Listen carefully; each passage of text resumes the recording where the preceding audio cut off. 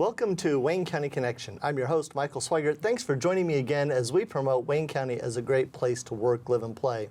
As the name entails, we are about connection and about getting you connected with the individuals and agencies that we represent here at Wayne County Connection so that you can do your part to make Wayne County a great place to work, live, and play. A great place to start for that is at waynet.org/cc. That's our homepage, and there you can find more information about today's guests and about prior guests, and importantly, about ways to share the program with those who may not have caught it broadcast on cable. As you know, regular viewers, this program is broadcast live on the website at WCTV.org when the show is broadcast on cable. It's also available on demand and streaming, and you can find out information on our webpage, waynet.org/cc, about ways to get connected and view this program outside of the regular air times. We encourage you to do that, to share it, especially with people who are not in our community that want to know what makes Wayne County such a great place to work, live, and play. Other things that you can do on waynet.org, or you can visit the community calendar, and there you can view events that are going on in and around our communities here in Wayne County and post your event as well. You can also find other information for resources about ways that you can get connected to make Wayne County a great place to work, live, and play. And I promote that repeatedly because we know that here in Wayne County that we have much more positive going on than we do negative, and I want to focus on that continually. Today, to focus on ways to overcome the negative and promote the positive, we have joining us from the Natco Empowerment Community Center, Dana Sinclair, who's the Senior Community Outreach Coordinator, and Doug Macias, who is the Community Development Manager. Welcome to the program. Thank you. Thank you. And as always, I like to start my program with getting our guests to know a little bit more about our viewers, and our viewers to know a lot more about our guests. And so I'd like to just ask you to tell us a little bit about yourself. Dana, we'll start with you. My name is Dana Sinclair, which you already said. I am not a Richmond native. I transplanted here in 2008, and I have worked at the Empowerment Center since 2014. I have one son who is 21. That's really hard to say. And he is who he is today because of the music program in Richmond High School. And so I have a lot of respect for that. So that's a big thing in our lives. Mm-hmm. And so, yeah, that's a little bit about me. That's a little bit about you. And Doug? My name is Doug Macias. I'm also a transplant to the Richmond area. I was born and raised in the St. Louis area. Mm-hmm. Grew up in the credit union movement. Met Natco probably 20 years ago at a conference, and we stayed in touch, networking, helping each other out, and moved out here about a year and a half ago. All right. Well, you did mention that the Natco Credit Union and Natco Community Empowerment Center is a division of that, or a program of that credit union, which is really a way for people to manage their finances outside of the traditional banking structure that was existent before the credit union movement. Let's talk, though, about what the Natco Community Empowerment Center actually is. So give us an overview, Dana, if you will, of what that is and what it is, why it's important. The Empowerment Center came about because Natco saw that very, very many of our members were applying for loans for basic needs. Okay. So some research, and this was all before my time, mm-hmm. Some research happened. How can we help? How can we be proactive and help people not get to that position? And the idea of a financial empowerment center was born. Mm-hmm. The Empowerment Center is a completely free of charge organization. Mm-hmm. You do not have to be a member of Natco to access us. And we work off of what we call our 4 steps to empowerment. Okay. Step number 1 is connection to needed resources. We don't have all the resources. We don't know all of the everything that anybody needs. Our goal is to know what resources are out there so that we can connect people. Mm-hmm. to local organizations that can help them. That's step number 1. Step number 2 is job seeking assistance. We help people with resume writing. We have computer-based that people can use to apply for jobs online, do testing for jobs, so on and so forth. Again, write resumes, so on and so forth. We do practice interviewing with individuals, and I can honestly say that every person I've ever done a practice interview with has gotten a job within 30 days. Wow. And one young lady that I did a practice interview with probably 5 years ago is now in administration at Meyer. Wow. So it's pretty awesome that I use her as a rah-rah cheerleader thing. Right, we always love examples of success. And then we have a collection of interview-appropriate attire that is actually housed at Sylvan Nook Church. We do not have the space. And so anybody that is looking for a job, does not have interview-appropriate attire, or is going into a job where they need something more business casual, I would say, we have that. All of it has been donated to us, and we give it all back out for free. Step number 3 is our money management counseling. We are certified financial counselors. There are 3 of us now that are certified at the center, and we are able to help with budgeting, debt consolidation, debt management, credit building, credit repair. We do free income tax preparation. We really can just try and help educate and support people as they try to make financial changes to become self-sustaining, or financial changes just to meet their goals, because every person's goal is different, and their desires there are different. And then our 4th step is our trainings, classes, and workshops, which our poverty simulations are a part of that.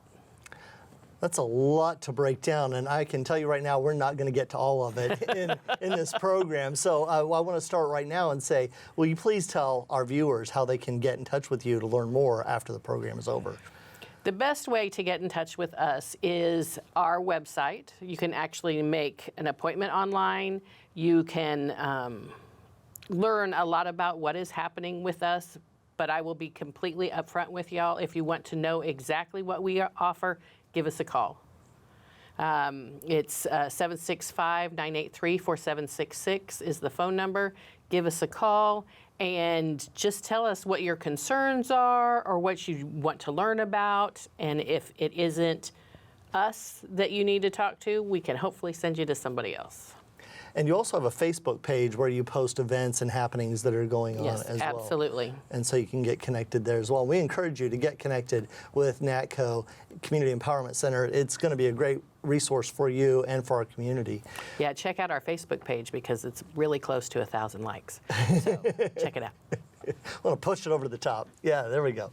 All right. So that's a great overview. And there are ways, you mentioned very early in your description there, that there are resources that you can't provide, but you make connections to other agencies in our communities that can have those resources and show your clients how to get connected to those. And I'm thinking that's right up Doug's alley there with the community development portion of it. And so I'd like you to talk a little bit, Doug, if you will, about those connections and how you develop those. That's been a big part of my role coming into it about 1.5 years ago, is getting out and getting involved in the community with the right people, places, and things. So we are very involved with the Chamber of Commerce, Kiwanis. I serve on about 6 community boards throughout the community. But it's really getting out there and being visible and getting a pulse on what the needs of the community really are. And you recently had a pretty good win, I guess, with a development or a coordination with United Way.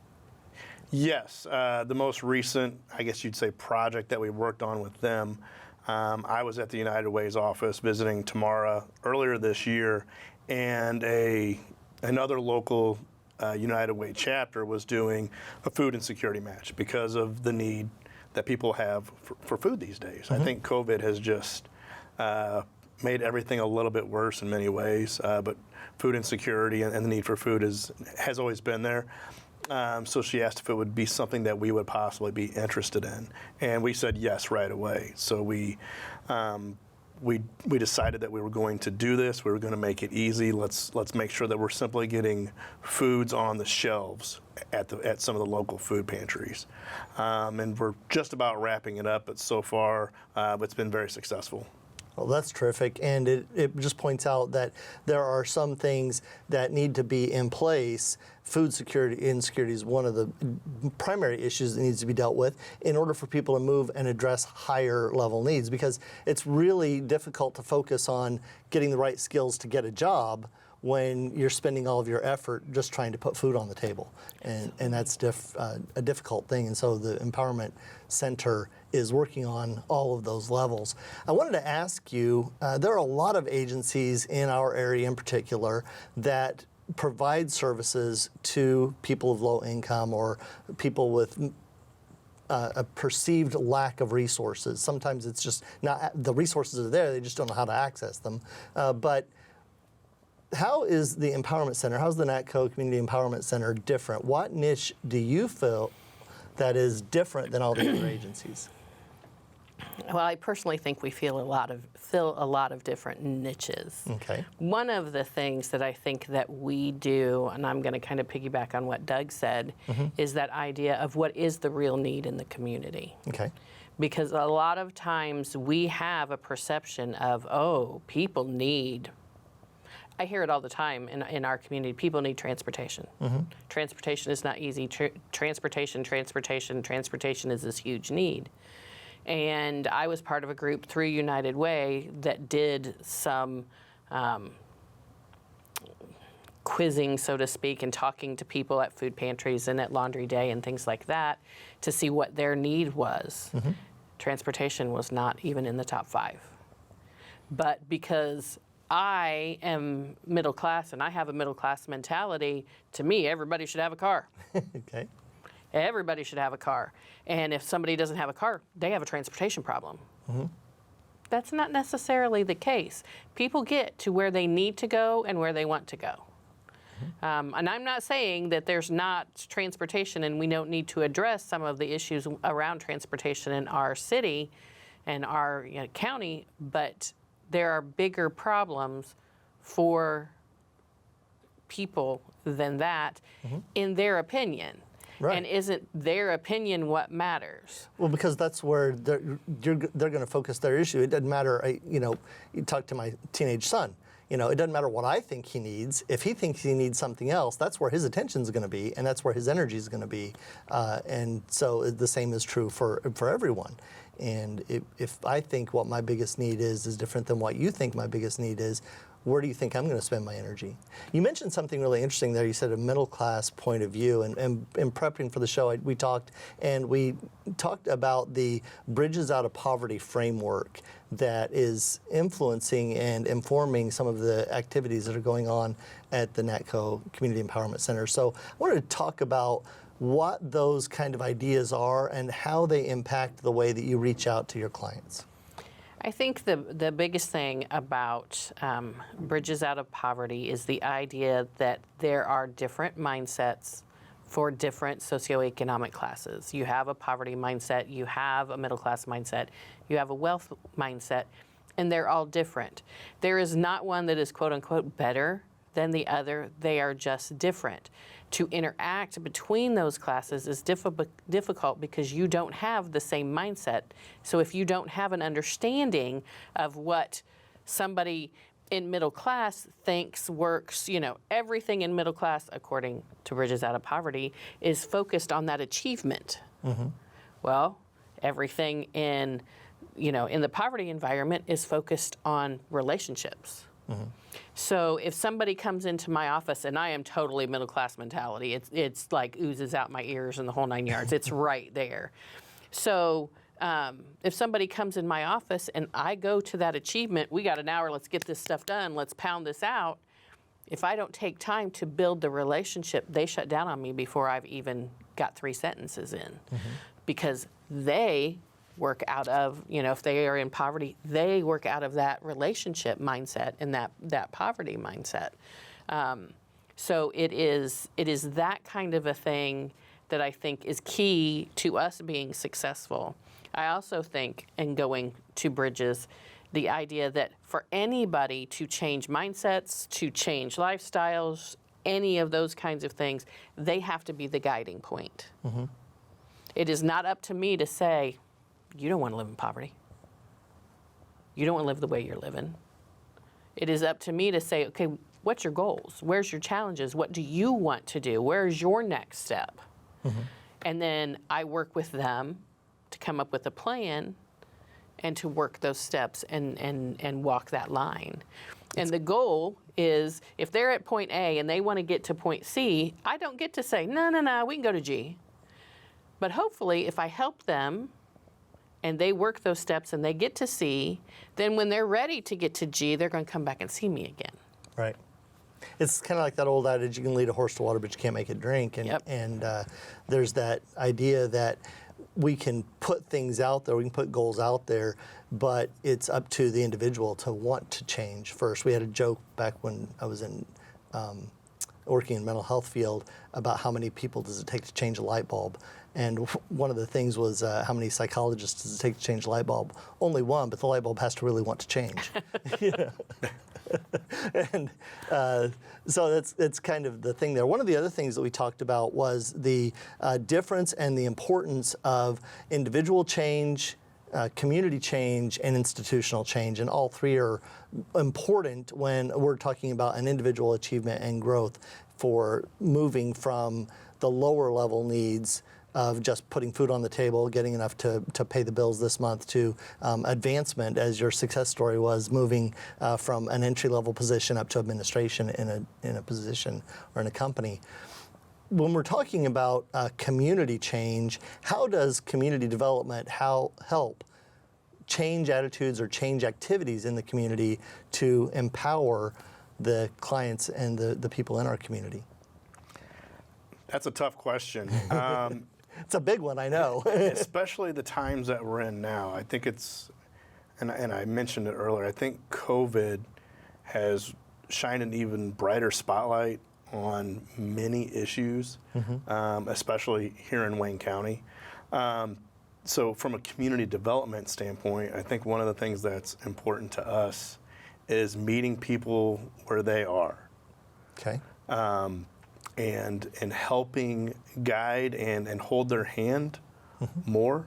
I think an easy solution for all of us has became, go to our website, go to our Facebook page, here's a flyer. And then they're out the door and they're on their way. And they're probably lost, if not more, than when they walked in the door. So I think for us to see some real changes, it's finding out how to have that closer relationship with the people that are coming to see us, and also engaging more community partners. One of the things that I've noticed in my time here is there are a lot of resources out there to help people. And there's a lot of people that need those resources. But how many times have we actually been to our partners' facilities and actually see what they do on the inside? Probably very rarely. But how many times are we on a daily basis, are we saying, go see ABC for help? So I think it's us, our partners, working together closer as well. And you mentioned the partners, and I want to highlight the Partner Fridays. I may have not gotten that name correct, but that was one of the things that we talked about, where the Natco Community Empowerment Center brings in a partner, a community partner, to make sure that that connection is made between your clients and these partners. Talk a little bit more about those and how that worked. And we're getting close to time here, so do it quick. So Fridays through the end of this year, unless we're closed, we have invited a community partner or community organization to come in, set up for 2 hours, 12 to 2, at the center, and for anybody in the community to come in and learn more about what they're doing. Going back to the COVID thing, I believe a lot of organizations have changed, added, morphed, whatever you want to call their services, what they're providing. And so this was an opportunity to actually do some one-on-one. And an organization that came 2 weeks ago actually got time to sit down and have a one-on-one conversation with a past funder. So that was really an awesome experience for her to be able to get that. And if it goes well, we are hoping just to continue them. And what are some of the partners that have been involved in the Partner Friday? We have had Birth to Five, Neighborhood Health Center.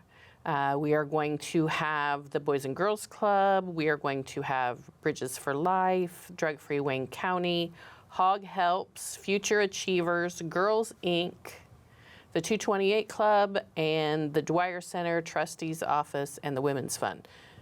And I think I got them all. I think you got them all. But I still have spots. So if there's anybody out there that is interested in coming in and sitting down, just reach out to me, call that number that we said before, and I still have spots available. And we're even thinking about doing it through tax season, and I guarantee you there'll be people in there during tax season. That is one of your big pushes or one of your big programs and one of the biggest success stories out of the Empowerment Center that you can really point to. You helped thousands of low-income people file their taxes at a cost savings to them. Yes, we are a certified VITA site, which is Voluntary Income Tax Assistance, which means that I'm certified through the IRS to prepare taxes. So is Doug. I think she just passed a little bit of her workload on to you, Doug, there. I think that's what happened. And this past tax season, we did over 1,200 sets of taxes. And we were really excited by that number. That's our biggest number to date. And I think we are going into year 8 of doing them. It is a program that is really focused on low income and elderly. Mm-hmm. There are other VITA sites in our community. Ivy Tech has one. AARP does it at the library and at the senior center. Though COVID changed the way we did it too. Sure. But we did not shut down. They had to shut down during 2020, and but we take appointments. Okay. Not yet. So you want to keep those numbers Yeah. on hand for the spring when tax season rolls around. January 2nd, give us a call. A couple of the other programs that we want to highlight or touch base on before we run out of time altogether, there's a new funding source that you're working with to specifically address the financial needs of widows or recently widowed individuals. Yep, we recently received a grant through the Women's Fund, through the Wayne County Foundation, and we are going to be preparing and implementing a training series for recently widowed individuals. It was something that we had actually had a couple organizations in the community approach us about. So what exactly that's going to look like, we're not sure yet. But again, if you're interested at all in something like that, reach out to us. And another thing that you mentioned earlier was the poverty simulations, and that's a community development situation where you're kind of talking about addressing the mindset of people in the middle class or who may not be familiar with what's going on in a different economic area. And talk a little bit, just like 30 seconds, about what the poverty simulation is and how somebody could get one of those.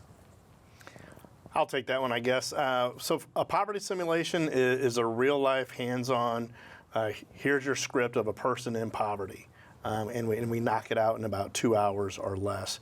But it's really to give a person a taste of what life is like when you're living in poverty.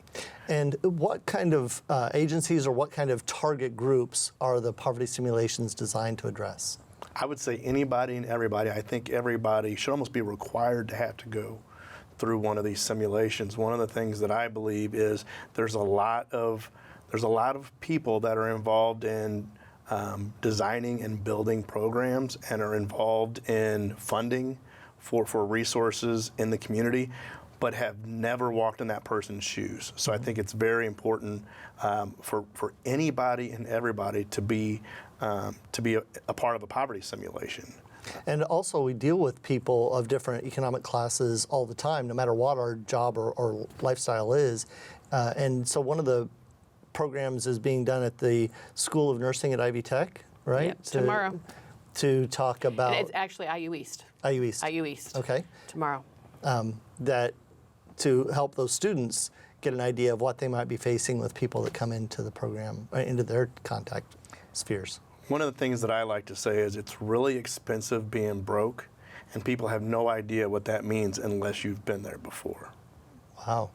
That sounds like an interesting program. I think I might want to sign up for one of those myself, actually, although I sometimes think I'm more broke than I am. Anyway, Dana Sinclair, who is the Senior Community Development Coordinator, Outreach Coordinator, and Doug Macias, Community Development Manager. There we go, got the development coordinator. Anyway, from the Natco Empowerment Community Center, thank you for joining us today to talk about the ways that the Natco Empowerment Community Center is making Wayne County a great place to work, live, and play by providing resources and connections to people in need. Thank you. Thank you. Thank you.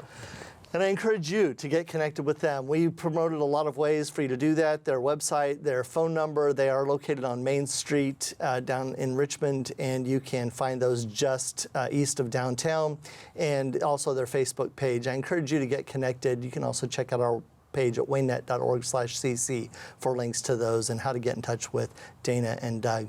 Thanks for watching. Get connected, make Wayne County a great place to work, live, and play. I'm your host, Michael Sweigart, on behalf of our producers and the staff here at Whitewater Community Television. Thanks for watching. We'll see you next month.